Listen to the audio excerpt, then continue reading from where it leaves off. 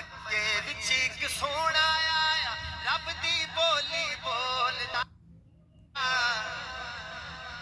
ਜਿਹੜੇ नहीं बोलते पे सिर हिला रहे ने मैं उन्होंने सिर ते आ जाना अगर सुभान अल्लाह उन्होंने ना कही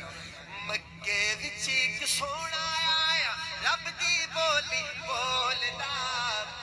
हाथ थले रख के वखाई मैनू अगली गल ते मक्के विच इक सोहना आया रब दी बोली बोलदा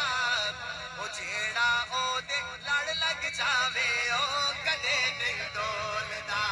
जेड़ा ओदे लड़ लग जावे ओ कदे नहीं डोलदा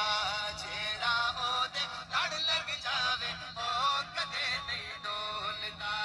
जेड़ा ओदे लड़ लग जावे ओ कदे नहीं डोल अच्छा लड़ तां आपां सारे लगे होए आ